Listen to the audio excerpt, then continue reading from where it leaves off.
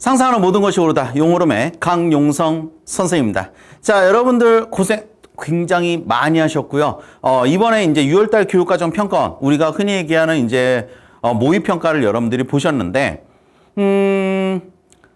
사실상 난이도 자체는 뭐 이제 수능 유형으로 나온 것들도 있지만 사실상 굉장히 소프트한 내용들도 많았다. 그래서 어쨌든 여러분들이 이번 기회를, 그러니까 이 모의평가가 가장 중요한 건 뭐냐면은 이번 기회를 통해서 여러분들이 잘하는 부분과 어려워하는 부분과 못하는 부분들을 나눌 수 있다는 거죠. 그래서 이걸 가지고 약점을 체크하는 게 가장 중요한 포인트예요. 그래서 이 약점을 본격적으로 잘 체크를 해서 이거를 다시 한번 복습을 해서 내 걸로 만드는 과정을 잘 하시는 분들과 나 6월 교평 끝났으니까 예 화이팅 그래가지고 그냥 우르르 넘어가시는 분들은 일단 여기서부터 이제 차곡차곡 이제 차이가 좀 날 거예요. 그러니까 9월달 모평까지 우리가 이제 앞으로 많으면 이제 한 2달 정도 남았다고 보는 거거든요. 그러니까 그때까지 나의 약점을 최대한 어디까지 체크할 수 있는가, 그거를 여러분들이 이제 좀 열심히 해주시는 게 도움이 되지 않을까 그렇게 생각이 됩니다.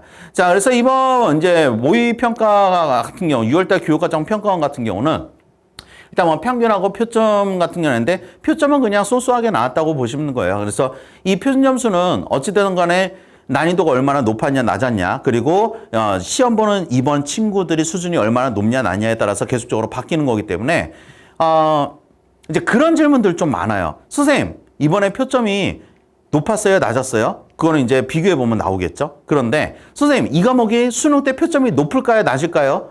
그걸 맞추려면은 일단 선생님이 자리를 피는 게 낫겠죠. 네, 이거 완전히 점쟁이도 못 맞추는 거예요. 왜냐? 그 문제의 난이도가 어떻게 되는지, 그 문제를 푸는 친구들의 수준이 어떻게 되는지를 봐야지만 나올 수 있어요. 그래서 이게 매년마다 조금씩 바뀌거든요. 그래서 이런 걸로 따지면은 조금 안타까운 부분들도 좀 있습니다. 내가 선택했던 과목을 최선을 다해서 시험을 봤어.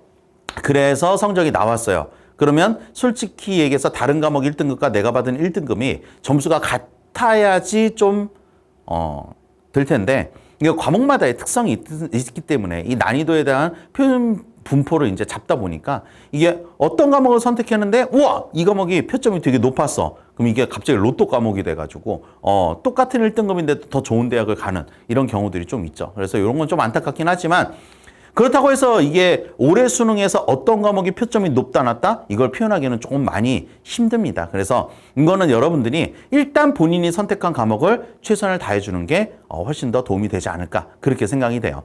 그래서 이번에 1등급 컷 같은 경우로 보면은 이제 48점, 작년 컷 같은 경우는 이제 47점 정도가 나왔는데, 자, 이번에는 48점 정도가 나왔죠. 조금 더 쉬웠다는 얘기예요. 그래서 우리가 뭐 이제 흔히 요즘에 이제 가장 큰 이슈가 되는 것 중에 하나가 이제 킬러 문항인데, 뭐 킬러 문항이라고 얘기할 것까지는 없지만 그래도 꽤 난이도 높고 그다음에 많이 안 나왔던 유형의 문제들, 이런 것들이 좀 많이 나왔기 때문에 요걸 가지고 우리가 꼼꼼하게 분석하고 연습을 하시면은 아마 여러분들이 좋은 점수가 나오지 않을까 그렇게 생각이 됩니다. 그래서 이번에 난이도 자체는 조금 난이도가 쏘쏘했다. 그냥 평균치만큼 딱 난이도가 만들어졌다. 그래서 2등급 컷이 이제 45점 정도 나온 거 보면은 변별력과 자체는 최대한 잘 맞춰서 는 게 아닐까 그렇게 생각이 됩니다. 그래서 이렇게 여러분들이 정리를 하시고 그 다음에 이제 해설 강의를 본격적으로 들어주시면은 도움이 많이 되실 겁니다.